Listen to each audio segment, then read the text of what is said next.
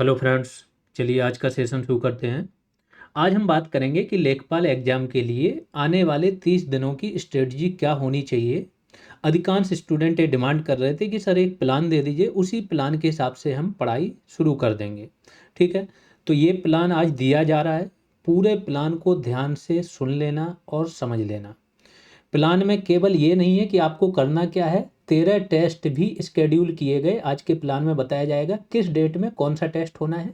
हर तीसरे दिन पर एक टेस्ट होना है। तो इस प्लान को आप उसी टेस्ट के हिसाब से, सपोज करो हिस्ट्री का टेस्ट है 3 दिन बाद, तो आप क्या करोगे, इस पूरे प्लान को उस टेस्ट के हिसाब से अपना अरेंज कर लोगे। ठीक है, अभी मैं बताऊंगा कैसे अरेंज करोगे। तो पहली बात तो आज तारीख कितनी हो गई है, 4 अप्रैल। आपका एग्जाम है 21 अप्रैल को, 21 मई को। ठीक है, ये एग्जाम है आपका।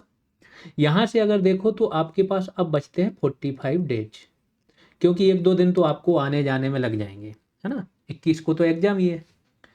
45 डेज में यदि आपको तैयारी करनी है तो या तो आप ओल्ड स्टूडेंट हो गए, जिसने अभी तक कराई गई कम से कम नहीं तो 70 से 80% चीज़ें एक बार क्लास कर ली होगी और एक बार रिवाइज कर लिया होगा मिनिमम।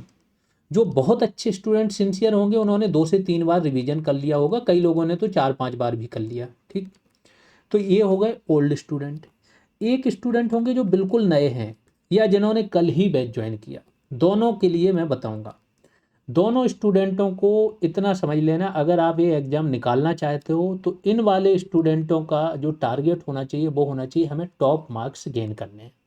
और इन स्टूडेंटों का टारगेट होना चाहिए कि जो भी कट ऑफ जाए हमारे नंबर कम से कम नहीं तो 5 या 6 क्वेश्चन हमारे उससे ज़्यादा हों। 5-6 क्वेश्चन ज़्यादा करने हैं तो कुछ तो कट जाते हैं, कुछ भाग्य पर चले जाते हैं, फुल मार्क्स मिल जाते हैं या वो क्वेश्चन कट जाते हैं ना, कुछ गलत आंसर हो जाते हैं। तो टोटल 10 क्वेश्चन का जब आप मार्जिन लोगे तो ये 5-6 क्वेश्चन का मिलता है लास्ट में। ठीक है, तो ये आपके लिए भी और जो पुराने स्टूडेंट हैं इनके लिए भी मिनिमम 8 से 9 घंटे आपको देना ही देना है। अगर आप इतना यहाँ से नहीं दे रहे हो, जो जॉब में है वो भी सोचें कि किसी भी तरीके से इतना टाइम निकालें। क्योंकि बात ये नहीं हो रही है कि आपने एग्ज़ाम दिया और ठीक ठाक चला गया, कट ऑफ के आसपास हो, ऐसे तो नॉर्मली हो जाता है लोगों का। लेकिन अगर आप चाहते हो कि पहले से ही आप जैसे ही एग्ज़ाम दे के आए शाम तक आप श्योर हो जाओ कि मेरा इसमें हो जाएगा सिलेक्शन, तो फिर इतना समय आपसे एक्सपेक्टेड है और आपको देना ही पड़ेगा, पहली चीज़। और अगर 8 से 9 घंटे आप दे रहे हो तो हमने इसको 2 शिफ्ट में डिवाइड किया है। पहला है 5 आवर्स का शिफ्ट सुबह वाला। ठीक, इसमें आप इन बिटवीन एक ब्रेकफास्ट वाला ब्रेक ले सकते हो, बाकी 5 घंटे सुबह में देने ही देने हैं। और ये है आपका पढ़ाई का टाइम, पढ़ाई प्लस रिवीजन। या तो नई क्लास करेंगे जो नए स्टूडेंट हैं या रिवीजन करेंगे। इसमें कोई कोताही नहीं होनी चाहिए। सुबह से देख लेना, सबका उठने का समय अलग होता है, कोई 6 बजे 7 बजे उठ जाता है, कोई 8 बजे उठता है।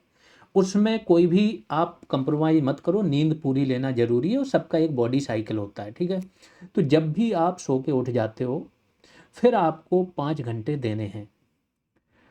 इन 5 घंटों में आपको क्या करना है, जो आपका जीएस का या जो नए सब्जेक्ट हैं यानी कि पढ़ाई वाला पोर्शन कंप्लीट करना है। अभी मैं बताऊंगा कैसे करना है।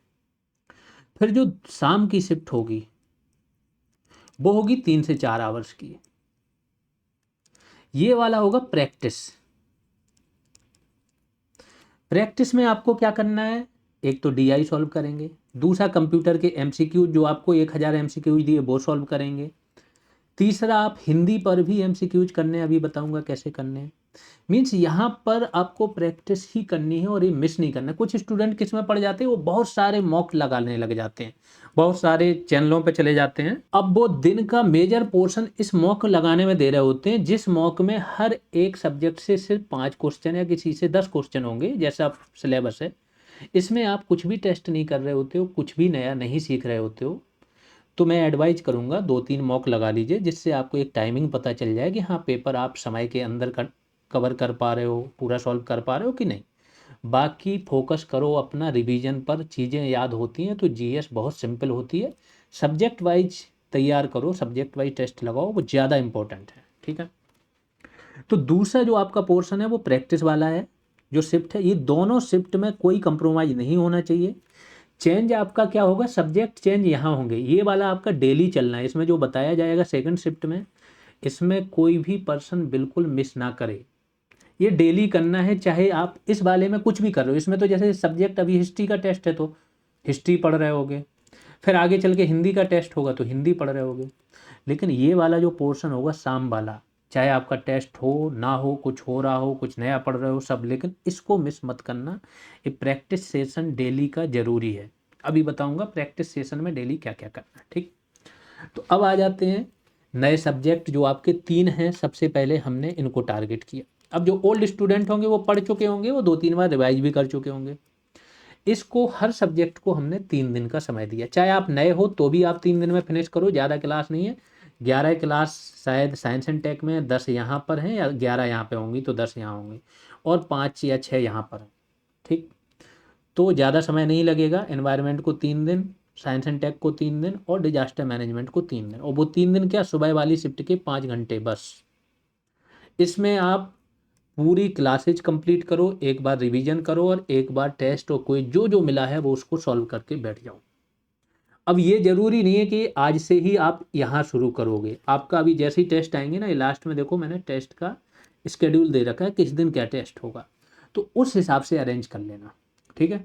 जो एकदम नए स्टूडेंट हैं उनको एडवाइस है कि वो इसको भी कवर करें, और साथ में जिस चीज़ का टेस्ट है उसे भी थोड़ा रिवाइज करके टेस्ट दें, ठीक है। ये हो गया। तो एनवायरनमेंट को आपको 3 दिन देने हैं, रिवाइज करना है, टेस्ट लगाना है, कोई सॉल्व करनी है। डिजास्टर मैनेजमेंट को 2 दिन, और साइंस एंड टेक को 3 दिन। अब कौन से वो 2-3 दिन होंगे, जैसा मैंने बोला, वो टेस्ट के हिसाब से आप अपना बना लेना। और जो एकदम नए स्टूडेंट हैं वो टेस्ट के हिसाब से अभी ना बनाएं, वो क्या करें, इन पर फोकस रखें। अगर 5 घंटे आप दे रहे हो तो 5 घंटे इनको भी दें, और 2 आवर्स या 2 से 3 आवर्स जो आपका टेस्ट है अगले 3 दिन बाद या 4 दिन बाद, उसका रिवीजन करें। और कहाँ से रिवीजन करें, क्विक रिवीजन, उसका भी मैं बताता हूँ आगे चल के, ठीक है। क्योंकि नए सब्जेक्ट डिसाइड करेंगे कि आप कट ऑफ पार जाओगे कि नहीं जाओगे। क्योंकि जीएस तो ऑलरेडी, अगर पेट में आपने एग्जाम दिया और भी एग्जाम दे रहे हो, तो जीएस के अदर सब्जेक्ट तो कहीं ना कहीं पढ़ रहे होगे। प्रॉब्लम यहाँ होगी।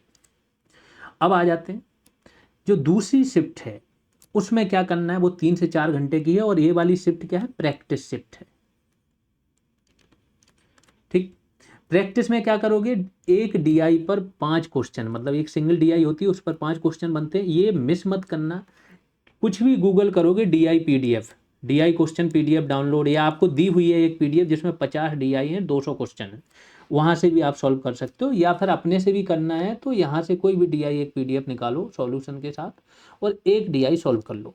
प्रैक्टिस जरूरी है। डेली हिंदी के 2 टॉपिक पहले पढ़ लें जो थ्योरी है, कोई भी 2 टॉपिक शुरुआत करनी है। अगर बिल्कुल शुरुआत कर रहे हो तो क्या करना है, बिल्कुल सिंपल वाले टॉपिक उठा लेना जो आपके सिलेबस में है, और उसको क्या करना है, जब आपने वो टॉपिक, एक टॉपिक पढ़ा और उसके 100 एमसीक्यूज क्लास में ही दिए हुए हैं, एमसीक्यूज भी, चलिए मैं दिखाता हूँ। यहाँ चलें, ये आपके फोल्डर बने हुए हैं। फिर बता रहा हूँ कि जो नए स्टूडेंट हैं वो क्या करते हैं, बैच के अंदर नहीं देखते हैं, और उनके मन में जिज्ञासा उठती है कि हमको मैसेज से पता चल जाए कहाँ क्या है। आप ओपन करो कोर्स को, सारी चीज़ें एक बार, आधा घंटे तो जो एकदम नए हैं पहले आधा घंटे देखो, पहला फोल्डर क्या है उसके अंदर देखो क्या है। दूसरा लिखा है कि पीडीएफ कैसे डाउनलोड करें, प्रॉब्लम आ रही यहाँ से डाउनलोड करो। टेलीग्राम से कैसे जुड़ें, जिन्होंने नहीं जुड़ पाए वो टेलीग्राम से कैसे जुड़ें वो देख लो। नए अभ्यर्थी तैयारी किस प्रकार से करें, इस चीज़ को मिस कर सकते हो क्योंकि नई स्ट्रेटजी आ गई है अभी के हिसाब से, ठीक है। इन दोनों चीज़ों को आप लोग मिस कर सकते हो, ये वीडियो में हटा ही देता हूँ।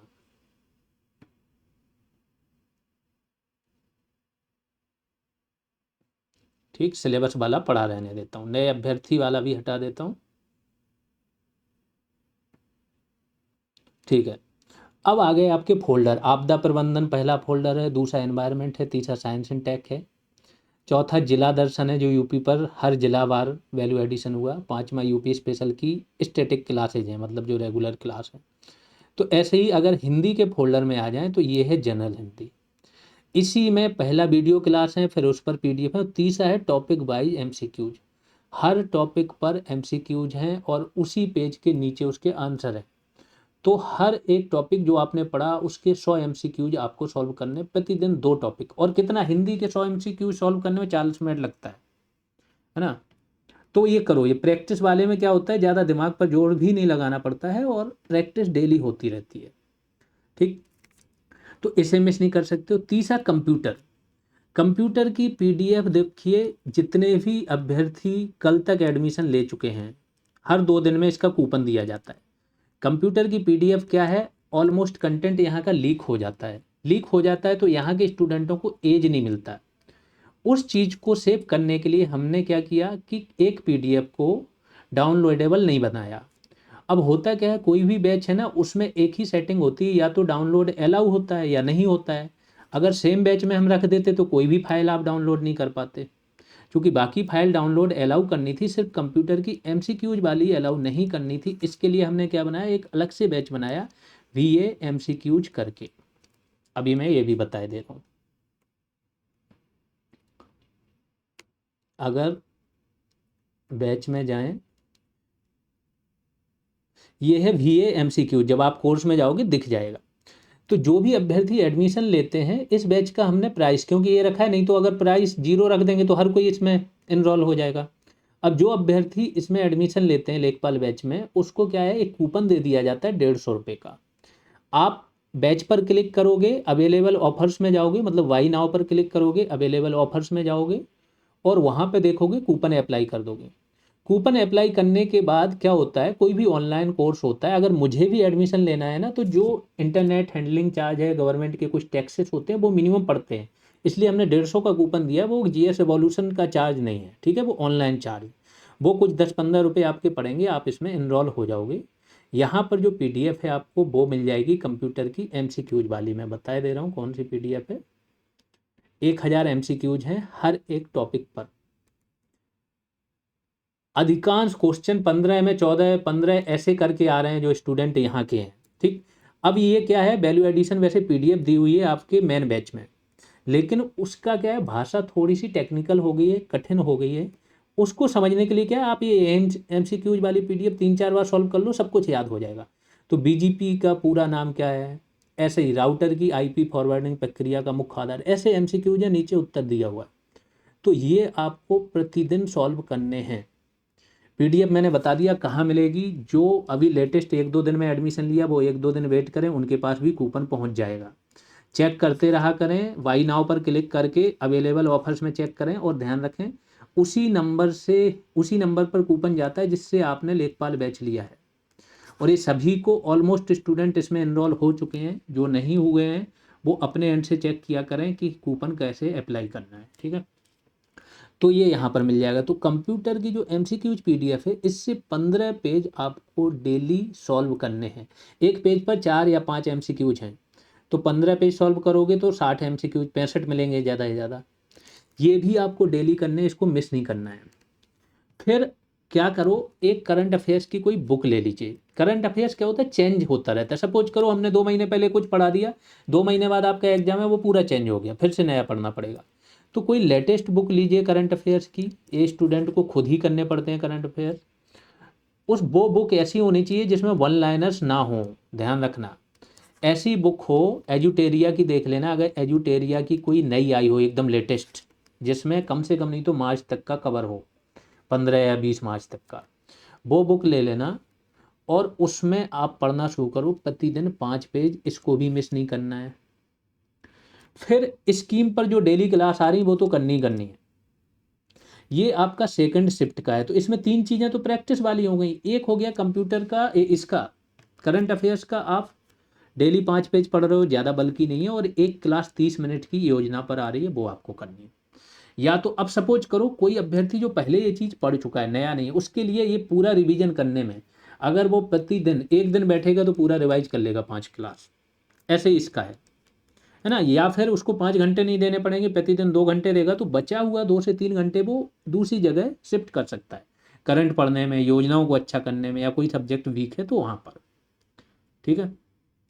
अब आ जाते हैं जीएस के जो अदर सब्जेक्ट हैं इन्हें कैसे कवर करें, ये बहुत इंपॉर्टेंट है। कुछ स्टूडेंटों का ये कहना है और ये सही बात भी है कि थोड़ा सा कंटेंट बल्कि लगने लगा, क्योंकि अब जीएस पढ़नी है तो जीएस तो देखो यहाँ पर पूरी पढ़ाई जाती है, ऐसा नहीं होता है टुकड़ों में कुछ पढ़ा दो। जीएस का मतलब है पूरी समझ बने, सब कुछ आपका कवर हो। तो जीएस अगर जो पुराने स्टूडेंट हैं उनके जो सब्जेक्ट ऐसे कंप्लीट हो गए कि एक सब्जेक्ट की पीडीएफ रिवाइज करने में, जो पुराने हैं कम से कम 2 महीने पुराने, उनको 2 दिन से ज़्यादा नहीं लग रहा है या एक ही दिन लग रहा है, तब तो वो अपनी कॉपी से ही रिवाइज करें। यदि आप बिल्कुल नए हो, या फिर कुछ स्टूडेंट ऐसे भी होते हैं ना कि जिन्होंने जीएस पहले पढ़ी है, यहाँ नहीं भी पढ़ी है, अगर पॉलिटी पहले पढ़ी है तो यहाँ की चीज़ें उनको बहुत आसान हो जाएंगी, एक ही दिन में रिवाइज कर लेंगे। तो ऐसे सभी स्टूडेंट केवल यहाँ से रिवाइज करें जितने सब्जेक्ट आपने पढ़ लिए। अगर आप बिल्कुल नए हो और अब क्लासेज करने जा रहे हो तो मैं एडवाइज करूँगा कि आप क्या करो, एक हमने पीडीएफ दी है, बताता हूँ कहाँ। फोल्डर नंबर 15 यहाँ लिख दे रहा हूँ, इसको याद करना। फोल्डर नंबर 15 में एक पीडीएफ पड़ी हुई है, ये बहुत काम की आपके लिए। कौन सी पीडीएफ है? यहाँ पर जाएं, एक कोर्स है, देखिए लेखपाल में 1970 स्टूडेंट हो चुके हैं अभी तक। हम्म,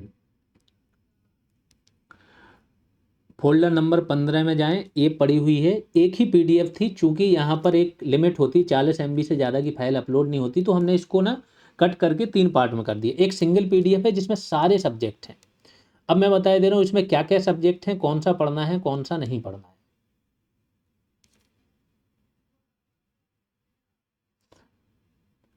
और ये आपके जीएस के कम से कम 90% क्वेश्चन यहीं से आ जाएंगे। जो स्टैटिक जीएस है, जो करंट बेस्ड नहीं है, वो यहाँ से ही हो जाएगा। ठीक। तो इसमें जैसे भारत के विश्व धरोहर स्थल से शुरू हो रहा है, यूनेस्को की अमूर्त सांस्कृतिक विरासत हो गई, ये सब पढ़ना है। स्टैटिक जीएस से भी क्वेश्चन आ जाते हैं आपके जीके से। प्रतीक आ गई, ये आपको पॉलिटी में भी पढ़ा है, यहाँ पे पढ़ लेंगे तो रिवीजन हो जाएगा। कठपुतली, शास्त्रीय नृत्य वगैरह, तो ये अब इसमें देखना कि शास्त्रीय नृत्य है ना जो, वो आपको क्या करना है, केवल और केवल यूपी के पढ़ लेना। इसके बाद प्रमुख पुस्तकें और उनके लेखक, प्रमुख पुरस्कार, तो 39 पेज तक तो आपका जीके है, पेज नंबर 39 तक। गुप्तचर, संस्थाएं, प्रमुख मंदिर, लेकिन इनको पढ़ लेना। अब चूंकि सपोज करो आपका मॉडर्न हिस्ट्री का टेस्ट है, तो उन 3 दिनों में आप यहाँ से देखोगे मॉडर्न हिस्ट्री खोजोगे कहाँ है। अब इसके बाद आपको छोड़ना क्या है वो समझ लो। एक तो साइंस की क्लासेज भी इसमें है, साइंस का भी कंटेंट है, बेसिक साइंस वाला, तो साइंस एंड टेक वाला तो पढ़ लेना है, बेसिक साइंस नहीं पढ़ना है। दूसरा, अगर पेज नंबर 54 पर जाओ, भारत के राज्य एवं केंद्र शासित प्रदेश बहुत डिटेल में दिए हैं, 56 से 68 तक। तो आपको केवल यूपी की डिटेल यहाँ से पढ़नी है, सारे राज्यों की नहीं पढ़नी है। सारे राज्यों की राजधानी याद होनी चाहिए, तो राजधानी वाला एक यहाँ पर अलग से टॉपिक है। ठीक है। तो यहाँ पर ध्यान रखना, एक चीज़ ये छोड़नी है आपको कि भारत के राज्य एवं केंद्र शासित प्रदेश में केवल यूपी देख लेना है। इसके बाद अगर आप आ जाओ, देखो ज्योग्राफी है तो पूरी बहुत डिटेल में यहाँ से भी रिवाइज कर लोगे, और हर सब्जेक्ट 30 से 40 पेज में ख़त्म है। तो जो एकदम नए स्टूडेंट हैं, अब वो क्या करें कि बेसिक क्लासेज जो आपकी दी हुई हैं, उतना समय आपके पास नहीं है, लेंदी हो जाएंगी। तो अगर आप चाहते हो तो आप यहाँ से नियम बना लो, डेली 15 से 20 पेज इस पीडीएफ का ख़त्म करो। 10 दिन में एक बार ख़त्म करो, फिर अगले 6-7 दिन में फिर से एक बार ख़त्म करो, फिर 5 दिन में एक बार ख़त्म करो, फिर 3 दिन में, 4 बार रिवीजन कर डालो एग्जाम तक। पूरी पीडीएफ का सब्जेक्ट वाइज रिवीजन करना। ठीक है। फिर यहाँ पर देखो पर्यावरण भी आ गया, पर्यावरण पूरा यहाँ से भी कर लोगे। और क्लास, 3 सब्जेक्ट की चीज़ें आपको क्लास से ही करनी है, ध्यान रखना। एनवायरनमेंट, साइंस एंड टेक और आपदा प्रबंधन। यहाँ से अगर आप पढ़ोगे तो यहाँ से सिर्फ वैल्यू एडिशन और रिवीजन करना है, लेकिन वो जरूर होना चाहिए। ये तो आपको शॉर्टकट उसका बता रहे हैं जो जीएस के अन्य सब्जेक्ट हैं। ठीक है। तो ये एनवायरनमेंट वगैरह भी आ गया, सतत विकास। अब ये साइंस का सेक्शन आ गया, ये छोड़ देना। प्रमुख रोग 93 से आपको छोड़ना है, यहाँ से आपका नहीं आएगा। और कहाँ तक छोड़ देना है?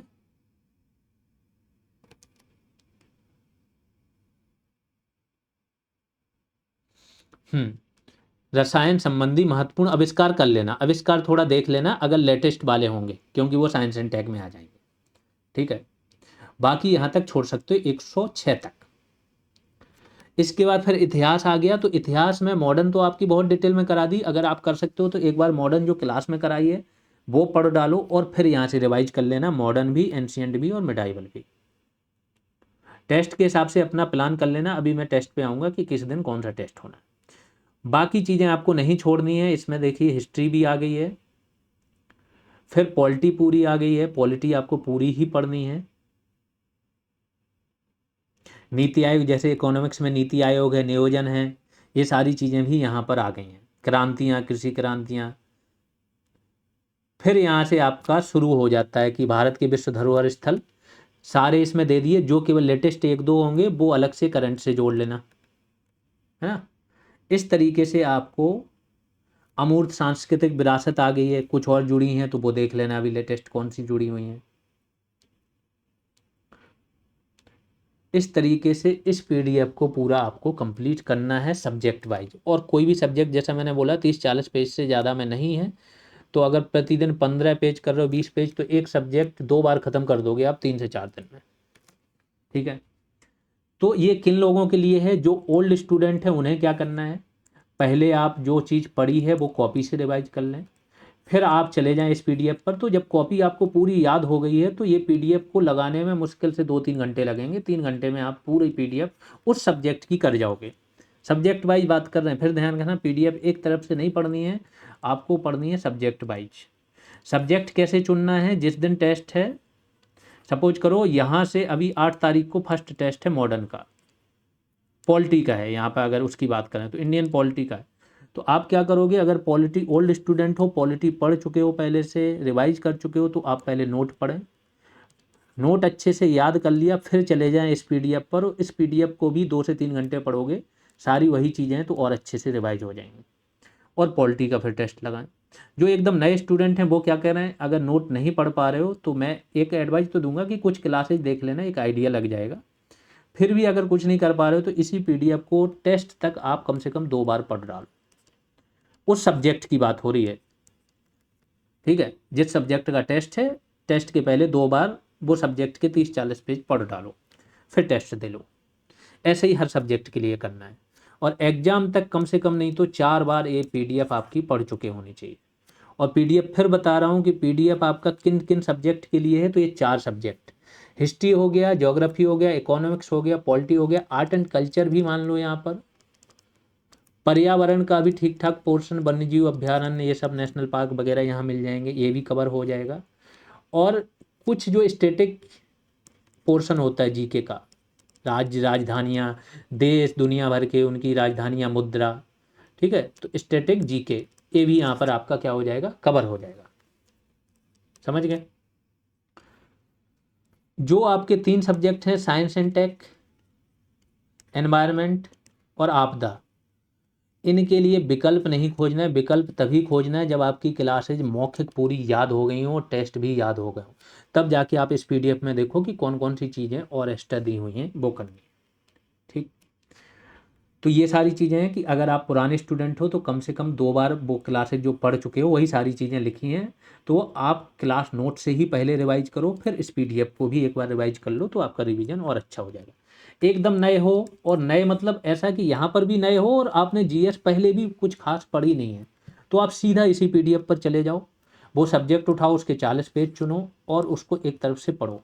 शुरुआती 2 दिन में कोशिश करो कि एक बार पढ़ डालें वो 40 पेज, और फिर अगला जो दिन आएगा, ठीक है, उस दिन में आप फिर से एक बार रिवाइज कर लें, 1.5 दिन में, और आधे दिन में फिर एक बार रिवाइज कर लें, फिर टेस्ट लगा लें। उस सब्जेक्ट की बात हो रही जिसका टेस्ट होगा। ऐसे ही हर सब्जेक्ट का कर लेंगे। ध्यान रखो शुरुआत के जो 39 पेजेज हैं उनमें बहुत ज़्यादा फैक्ट हैं, क्योंकि वो एकदम स्टैटिक हैं, तो शुरुआत के पेजेज में बहुत ज़्यादा समय ना दें, 2-4 पेज पढ़ लिए और बाकी अपना सब्जेक्ट पढ़ा, तो ऐसे करते चलें। जब कुछ सब्जेक्ट तैयार हो जाएंगे तो शुरुआत के पेज अपने आप देखोगे ठीक ठाक तैयार हो गए। ये सारी चीज़ें हो गई। क्या क्या छोड़ना है मैंने बता दिया, एक बेसिक साइंस वाला पोर्शन छोड़ देना है इस पीडीएफ में से, वो 200 पेज से कम की पीडीएफ है वो पूरी। बेसिक साइंस का पोर्शन छोड़ देना है। जो राज्यवार डेटा है राज्य के हिसाब से 16-17 पेज में, तो उसमें केवल यूपी का पढ़ना है, बाकी छोड़ देना है। ठीक। अब आ जाते हैं टेलीग्राम कैसे ज्वाइन करें। बहुत से अभ्यर्थी क्या है ना, जैसे मैंने बताया यहाँ 1970 हैं, और अगर हम टेलीग्राम पर जाएं तो कितने स्टूडेंट जुड़ पाए हैं, ये जुड़े हैं 1623। 23 रिक्वेस्ट पेंडिंग है। क्यों? क्योंकि इन्होंने अपनी स्लिप नहीं भेजी। इतना स्टूडेंटों को समझ में नहीं आता कि अगर आप अपनी स्लिप नहीं भेजोगे, हम आपको वेरीफाई कैसे करेंगे कि आप ही वो स्टूडेंट हो जिसने बैच लिया। बहुत सारे मिस्चीवियस लोग भी टेलीग्राम पर रहते हैं, जो इसीलिए आते हैं कि हम यहाँ की इन्फॉर्मेशन लें, यहाँ का कंटेंट लें, या कुछ भी चीज़ें लें, बेवजह की झूठी चीज़ें फैलाएं, या फिर ग्रुप में ऐसी एक्टिविटी करें जो सब डिस्टर्ब हो जाएं। तो इन लोगों को एंट्री ना मिले, इसके लिए हमें क्या है, हम किस बात से जाने कि हाँ आप ही वो पर्सन हो। जब आप टेलीग्राम पर अपनी स्लिप भेज दोगे, कई बार क्या होता है टेलीग्राम आपका नंबर हाइड होता है, तो व्हाट्सएप वगैरह पर स्लिप नहीं भेजनी है, टेलीग्राम पर भेजनी। कुछ स्टूडेंटों को अगर स्लिप भेजने में प्रॉब्लम हो रही, तो आप क्या करो, जीएस रिवॉल्यूशन सर्च करो, तो आपको ये ग्रुप मिल जाएगा। इस ग्रुप को ज्वाइन करके ऐसे जाएं और इसके एडमिन में चले जाएं। एडमिन में जाके आप देखें, राज मिश्रा करके आईडी होगी, ये आईडी है, इस पर आप डीएम कर दें। जो अच्छे अभ्यर्थी होते हैं, थोड़े एक्टिव होते हैं, वो सारे तरीके निकाल लेते हैं कि हम अपनी स्लिप कैसे भेजें। कुछ इतना ही कि सर नंबर डायरेक्ट सर्च कर रहे हैं, मिल नहीं रहा है। नंबर सर्च करोगे, ये ग्रुप दिखता है, ग्रुप को ओपन करो, ज्वाइन कर लो, और इसमें एडमिन में जाके राज मिश्रा नाम की जो आईडी है उस पर चले जाके भेज दो, है ना। कुछ अभ्यर्थी होते हैं जिनकी स्लिप डाउनलोड नहीं हो रही होती है, तो उनको अगर दिक्कत हो तो वो क्या करें कि अगर डाउनलोड नहीं भी हो रही है तो आप क्या करो, एप्लीकेशन पर चैट सेक्शन में जाओ। चैट में लेखपाल नाम से ग्रुप बन जाएगा, अगर आपने बैच लिया है तो उसमें जो मैसेज पड़ा है उसमें लिंक दी है, तो लिंक पर क्लिक करने से पहले आप क्या करो, उसकी फ़ोटो ले लो। जो आपने बैच लिया है तो वो दिखेगा ना कि हाँ बैच लिया है, स्टार्ट रीडिंग वाला, और आपका नंबर, तो 2-3 फ़ोटो लेके भेज दो, और सेम नंबर से आपका टेलीग्राम पर होना चाहिए, और नंबर अनहाइड होना चाहिए। फिर लिंक पर क्लिक कर दो तो भी जोड़ दिया जाएगा। कुछ तो आपको ऐसा भेजना पड़ेगा जो यहाँ पर एक हमारे पास प्रूफ हो कि हाँ आप सही व्यक्ति हो जिसने बैच लिया। इतना छोटा सा काम है। टेलीग्राम अगर आप मिस कर रहे हो तो बहुत बड़ा मिस कर रहे हो। यहाँ पर एक्टिविटी होती रहती है, जैसे आज मैंने 5-6 योजनाओं की ये देखो पीडीएफ डाल दी, फोटो डाल दी, अब ये तैयार कर ली लोगों ने। आप मिस कर रहे हो क्योंकि आप अपने हिसाब से पढ़ रहे हो। तो यहाँ पर जो एक्टिविटी होती है, डेली डीआई सॉल्व कर रहे होते हैं, वो बहुत फ़ायदेमंद है। इसीलिए टेलीग्राम पर जुड़ने के लिए जो प्रोसेस है उसे फॉलो करें तो जुड़ जाएंगे। अब आते हैं, ये सारी चीज़ें बता दी हैं, यही जो मैंने अभी बताया वही लिखा है, जिसे नहीं समझ में आया फिर से पढ़ लें। अब आते हैं टेस्ट प्रोग्राम पर। फुल टेस्ट का प्रोग्राम अब आपका शुरू हो रहा है। फुल टेस्ट के साथ आपकी स्कीम पर क्लासेज चलेंगी। जैसे मैंने बताया, करंट आपको डेली एक बुक लेके पढ़ना है। 1-2 दिन में मैं बता भी दूंगा, अगर कोई लेटेस्ट बुक आई होगी तो मैं रिकमेंड कर दूंगा ये बुक। और जब हमको बाद में समय मिलेगा तो हम भी मेन टॉपिक आपके करंट के तैयार कराएंगे। लेकिन अभी आप पढ़ते जाओ, करंट खुद से ही पढ़ना होता है। कोई टीचर यदि पढ़ाएगा भी आपको करंट, तो सपोज करो एग्जाम टल गया, फिर किसी और का टल गया, फिर तो करंट नहीं पढ़ाया जा सकता है। करंट मैक्सिमम खुद से पढ़ना है। सपोज करो मैंने 8-10 टॉपिक पढ़ा दिए, एकदम से आपको बहुत कंटेंट दे दिया, आप कवर ही नहीं कर पाओगे उस टाइम पे, है ना। तो करंट एक रेगुलर प्रोसेस है, 4 से 5 पेज डेली पढ़ो। बाकी जो जो इम्पोर्टेंट टॉपिक होंगे, जैसे ही आपकी सारी चीज़ें कवर होती हैं तो हम यहाँ पर भी वो कराएंगे, लेकिन उसके लिए इंतज़ार मत करो, क्योंकि वो एक साथ आप उतनी सारी चीज़ें याद नहीं कर पाओगे। अब आते हैं, इंडियन पॉलिटी का पहला टेस्ट रखा है, क्योंकि पॉलिटी आप पढ़ चुके हो, 8 अप्रैल को होगा। जो भी टेस्ट होंगे शाम में 4 से 6 के बीच होंगे, लेकिन टाइमिंग 8 बजे तक अटेम्प्ट कर सकते हो। अटेम्प्ट तो कभी भी कर सकते हो, टेस्ट पड़ा रहेगा यहाँ पर, लेकिन 4 से 8 के बीच में जो भी स्टूडेंट अटेम्प्ट करेंगे उनकी रैंक और नंबर जारी किए जाएंगे। ठीक है, तो ये ध्यान रखना, जिस दिन टेस्ट है उस दिन 4 से 6 के बीच में ही अटेम्प्ट कर लें। अगर कोई परेशानी है तो 8 तक अटेम्प्ट कर लें, तभी रैंक मिलेगी। नहीं तो टेस्ट तो आप कभी भी कितनी बार अटेम्प्ट करें कर सकते हो, लेकिन रैंक नहीं मिलेगी।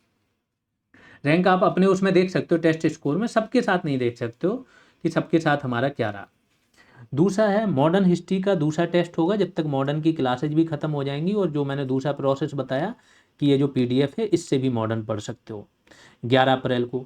अब ये जो भी आपके टेस्ट हैं उसी हिसाब से आप अभी से अपनी पढ़ाई अरेंज कर लें। इस पढ़ाई में जो सुबह के 5 आवर्स हैं वो आपको केवल यहाँ पर डिस्टर्ब करने हैं।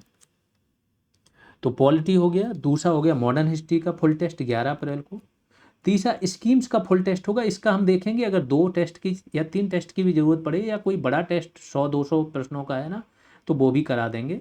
तो ये 14 अप्रैल को होगा, एक की ज़रूरत और पड़ेगी तो 15 को ये अगला करा देंगे। फिर ज्योग्राफी का फुल टेस्ट है आपका 17 अप्रैल को। साइंस एंड टेक का है 20 अप्रैल को। हर तीसरे दिन एक फुल टेस्ट है शाम में। हाँ, ये बैच की जानकारी है। अगर आप चाहते हो कि लेखपाल की तैयारी आपकी बहुत अच्छी हो जाए, आप आराम से बैच ज्वाइन कर सकते हो। ये सारी चीज़ें यहाँ पर मिल जाएंगी। ज्वाइन कैसे करना है, जीएस रेवोल्यूशन सर्च करोगे प्ले स्टोर पर, ऐप डाउनलोड करके लॉगिन कर लोगे। लॉगिन करने के बाद ऐप के अंदर ही ऑल कोर्सेज करके ऑप्शन आएगा, क्लिक करोगे सारे कोर्स दिख जाएंगे लेखपाल का, वहाँ से चुन के आप ज्वाइन कर सकते हो। वहीं पर बाय नाउ करके पेमेंट करोगे तो ओपन हो जाएगा। कोई प्रॉब्लम आती है तो इस नंबर पर व्हाट्सएप कर दें। कुछ स्टूडेंट क्या लगातार कॉल करते रहते हैं, सपोज करो अभी अगर क्लास चल रही है तो कैसे आपका कॉल उठ जाएगा, या कोई कंटेंट बन रहा है ना, स्टूडेंट को ग्रुप कॉल चल रही है तो कई बार कॉल नहीं उठता है, तो आप क्या किया करो, अपना मैसेज डाल दिया करो। बस ध्यान रखो, मैक्सिमम चीज़ें तो जब ग्रुप कॉल होती है 3 से 4 दिन में टेलीग्राम ग्रुप में, वहाँ पर पूछ ली जाती हैं, वहाँ पर अपनी क्वेरी रखो। अगर कोई इमरजेंसी आ गई तो आप मैसेज कर दो, दूर कर दी जाएगी, थोड़ा वेट कर लिया करो। बाकी छोटी मोटी चीज़ें, सर ये नहीं मिल रहा है, कहाँ मिलेगा, कैसे मिलेगा, आज की क्लास में भी सब कुछ बताया कहाँ क्या मिलेगा, फोल्डर भी दिखा दिए, तो थोड़ा खुद से भी खोजो। कुछ स्टूडेंट क्या, उनको आदत पड़ जाती है, वो दिन भर मैसेज करते हैं, है ना, तो ऐसे मैसेज में आप फिर क्या है, अपना एक सीरियसनेस गंवा देते हो कि आपकी चीज़ों को सीरियस ना लिया जाए। तो इतना भी ध्यान रखो, कुछ चीज़ें होती हैं, ग्रुप कॉल होती है 3-3 घंटे की होती है, और कम से कम नहीं 20 बार पूछा जाता है कि किसी को कुछ और बोलना है कि नहीं, कोई रह गया है तो बताओ, तो वहाँ सबके क्वेश्चंस ले लिए जाते हैं, उसका इंतजार किया करो। अब आ जाते हैं, हिंदी के 2 टेस्ट होंगे 23 अप्रैल को और 25 अप्रैल को। डीआई का एक फुल टेस्ट होगा जिसमें 10 डीआई दी जाएंगी और 10 आपको सॉल्व करनी होंगी एक ही दिन में। और डेली, अब हिंदी और डीआई में आप क्या कर रहे हो, डेली हिंदी के 2 टॉपिक पर 200 एमसीक्यू डेली कर ही रहे हो सॉल्व, और डीआई पर भी आप डेली एक डीआई पर 5 क्वेश्चन सॉल्व कर रहे हो। ठीक है, तो ये तो आपका रेगुलर भी चल रहा है और टेस्ट भी हो जाएगा। फिर यूपी स्पेशल फुल टेस्ट होगा, 5 टेस्ट यूपी स्पेशल के ऑलरेडी आप लोगों को दिए हुए हैं, उनके अलावा ये एक टेस्ट 1 मई को होगा और दूसरा टेस्ट 3 मई को होगा। फिर करंट अफेयर्स का फुल टेस्ट 6 मई को होगा, इसमें नेशनल करंट आ जाएगा। इसके बाद एनवायरनमेंट एंड डिजास्टर मैनेजमेंट, क्योंकि डिजास्टर मैनेजमेंट पर आपका टेस्ट ऑलरेडी हो चुका है, तो इसका एक 9 मई को और टेस्ट होगा। बहुत ज़्यादा ज़रूरत नहीं है, क्विज वगैरह भी बहुत हो चुकी हैं, क्विज जाके खोजो, हम देखेंगे अगर क्विज बोट होगा तो बीच बीच में ये चलता रहेगा। यूपी के करंट अफेयर्स पर भी एक फुल टेस्ट होगा 12 मई को, 100 क्वेश्चन आएंगे यूपी के करंट पर। तो इस तरीके से 13 टेस्ट आपके होने हैं, ये सारी डेटें अपनी लिख के रख लेना, इसी हिसाब से अपनी पढ़ाई को अरेंज कर लेना, चाहे एकदम नए स्टूडेंट हो चाहे पुराने स्टूडेंट हो। जो स्टूडेंट यहाँ से भटकेगा नहीं, सारी चीज़ें कर लेगा, अगर 80% भी चीज़ें फॉलो कर ली, सिलेक्शन कोई नहीं रोकेगा। और जो कुछ ऐसे होते हैं वो बिल्कुल रूढ़ी हो जाते हैं, वो मतलब सब चीज़ सुनेंगे, सब कुछ लग रहा है, लेकिन बार बार हर एग्जाम में गलती करते हैं और यहीं पड़े रहते हैं, तो ऐसे लोगों का कोई समाधान नहीं है। आपको कुछ महीने तक, 30 दिन 40 दिन, जब सारी चीज़ें बिना इफ़ एंड बट लगाए फॉलो करते हो ना, तो रिजल्ट दिखता है। ऐसा नहीं होता है कि एक दिन फॉलो की, मज़ा नहीं आ रहा है तो फिर बदल दिया ट्रैक। ठीक, प्रत्येक टेस्ट जो होगा वो 100 प्रश्नों का होगा। एप्लीकेशन पर बताई गई तारीख में शाम 4 से 8 के बीच में आप अटेम्प्ट कर सकते हो। अटेम्प्ट तो जैसा मैं बोला कभी भी कर सकते हो, वो टेस्ट पड़ा रहेगा हमेशा के लिए, और कितनी भी बार कर सकते हो, लेकिन 4 से 8 के बीच में अटेम्प्ट करोगे तो वो ये माना जाएगा कि हाँ आपने टेस्ट सभी के साथ दिया और आपकी रैंक और वो जारी होगी। टेस्ट के हिसाब से ही मॉर्निंग शिफ्ट वाला आप अपना प्लान अरेंज कर लें। शाम वाली शिफ्ट आपको बिल्कुल मिस नहीं करनी, चाहे आपका टेस्ट हो, चाहे जो, सपोज करो टेस्ट आपके 4 से 6 के बीच में दे रहे हो ना, तो शाम की शिफ्ट आप 7 से 12 बना लो, 6 से 11 बना लो, या 6 से 10 बना लो, जो भी है। तो शाम की शिफ्ट आप अपने हिसाब से बना लो, वो मिस एक भी दिन नहीं करनी है, चाहे जो कर रहे हो। अगर ये चीज़ आपने कर ली तो बहुत फ़ायदा हो जाएगा। स्कीम्स तथा करंट अफेयर्स पर विशेष फोकस करें, क्योंकि यहाँ से नए क्वेश्चंस बनने की संभावना है और नए यहाँ से भी बनने की संभावना है। ये जो 3 सब्जेक्ट हैं इन पर भी विशेष फोकस करें। स्कीम की आपकी क्लासेज आ ही रही हैं, आज से स्कीम आपकी शुरू हो गई है ग्रामीण परिवेश के अंदर।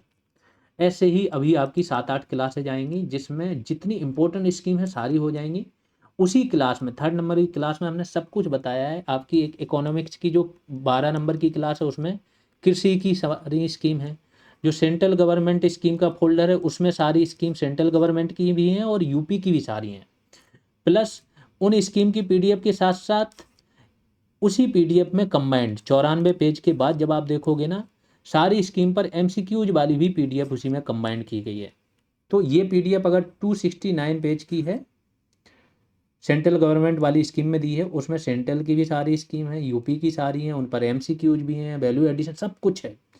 और ऐसा नहीं है कि वो 269 पेज मत देखो, कंटेंट बहुत ज़्यादा नहीं है। 94 पेज में कंटेंट खत्म हो जाता है, फिर उन्हीं स्कीम पर एमसीक्यूज हैं, कुछ और चीज़ें हैं ना। तो इस तरीके से इसे अगर ख़त्म कर लेते हो और नई जो ग्रामीण प्रवेश वाली स्कीम आ रही है प्लस नई जो यूपी वाली कराई गई, बहुत सी तो रिपीट हो जाएंगी, है ना। 90% तो रिपीट हो जाएंगी जो ग्रामीण प्रवेश में अभी चल रही हैं। तो ये दोनों मिला के अगर आपने कवर कर लिया तो स्कीम का उससे बाहर नहीं जाएगा। ठीक, यहाँ पर ये पूरी स्ट्रेटजी मैंने बता दी है। अब किसी को कोई परेशानी हो तो वो ग्रुप कॉल का वेट करें, बाकी अपनी चीज़ें अरेंज कर लें। परेशानियों से ज़्यादा ज़रूरी है काम करना शुरू करो। हर व्यक्ति जब खाली बैठा रहता है ना, कुछ स्टार्ट नहीं कर रहा होता, तो परेशानियाँ 100% होती हैं। जैसे ही आपने काम स्टार्ट किया शुरुआत में तो 80% पर परेशानियाँ आ जाती हैं। शुरुआत में कई बार मन डोलेगा कि अरे यार हो नहीं रहा है, बहुत थक गए, कैसे करेंगे। अगर आप यहाँ टिके रह गए, 4-5 घंटे बैठ गए, टेबल से उठे ही नहीं, सामने कॉपी खुली और मोबाइल नहीं छुआ या ध्यान इधर उधर नहीं भटकाया, तो आपकी यही परेशानी का उसी दिन लेवल 60% आ जाता है। क्योंकि 4-5 घंटे में आप कुछ ना कुछ तो 10-15 पेज पढ़ोगे ही पढ़ोगे। और यहाँ से आपका माइंड काम करना शुरू कर देता है कि अब हमें करना क्या है। अगर हम इतने टाइम में ऐसा कर सकते हैं तो आगे चीज़ें हमारी हो जाएंगी। और जैसे ही आप 4-5 दिन पढ़ते हो तो यही परेशानियों का स्तर आपका 40% पर आ जाए। तो ऐसे पढ़ाई का पूरा सिस्टम वर्क करता है। और जैसे ही 10-15 दिन आपने पढ़ लिया ना तो कॉन्फिडेंट हो जाते हो कि अब हम कर जाएंगे, अब कोई नहीं रोकेगा। तो ये चीज़ करनी है, शुरुआत करनी ज़रूरी है। अगर शुरुआत ही नहीं करोगे, सिस्टम से बाहर बैठे रहोगे तो बहुत परेशानियां दिखेंगी, हर चीज़ में दिखेंगी। इस वीडियो को बार बार देखें, समझें कैसे क्या करना है और इसी स्ट्रेटजी को फॉलो करो। अब ये स्ट्रेटजी है तो इसका मतलब ये नहीं कि बीच में कुछ नहीं होगा। सपोज करो आपका मॉडर्न का टेस्ट है, जिस दिन होगा एक दिन आपने पढ़ लिया, दूसरे दिन शाम में हो सकता है हमने ग्रुप कॉल रख दी डिस्कशन के लिए, सारे टॉपिक डिस्कस कर लिए, जहाँ जहाँ आपको परेशानी हो रही डाउट सॉल्व कर दिए, है ना। तो ऐसे ये एक्टिविटी आपकी साथ में चलेगी। किसी दिन जिस चीज़ का टेस्ट है उसकी अगर कोई क्विज बोर्ड बनी होगी या क्विज आ जाएगी, उसका बोर्ड बन जाएगा, तो वो पहले बोर्ड चला दी टेस्ट के पहले। तो ये अदर एक्स्ट्रा एक्टिविटी होती रहेगी। स्कीम में कुछ नया आया उस पर काम होगा, करंट में कुछ नया आया बीच में उस पर काम होगा। तो ये एक्स्ट्रा काम भी होता रहेगा। लेकिन अपनी सारी पढ़ाई अब आप टेस्ट के हिसाब से अलाइन कर लें। सभी लोग पढ़ें, लास्ट का समय है। और भी जैसे मैंने बोला जो इम्पोर्टेंट लगेगा लास्ट में, जो चीज़ यहाँ से बताई है ध्यान रखना, एक्स्ट्रा 10 प्रश्न आपके वो सही हो सकते हैं जो बाकियों को हवा भी नहीं लगेगी। वो कैसे होगा ना, जिस दिन आपको कोई चीज़ आई, यहाँ पर कोई पता चला, जैसे मुझे आइडिया लगा कोई चीज़ देख रहे हैं ये कहीं से कोई चीज़, तो वो बता दी जाती है। कोई स्कीम डाल दी गई इंपॉर्टेंट लगी, उसे पढ़ लो। तो ऐसे करते रहना एग्जाम तक। और ये जो चीज़ें बताई इन्हें फॉलो करते रहना, बहुत आसान हो जाएगा एग्जाम निकालना, है ना। सभी लोग पढ़िए, अभी के लिए इतना ही। और शेयर जरूर करें। जो भी ग्रुप होते हैं, जो भी मेंबर्स आपसे जुड़े हुए हैं जिन्हें लेखपाल की तैयारी करनी है, उसके साथ जरूर शेयर करें। अभी के लिए इतना ही, धन्यवाद।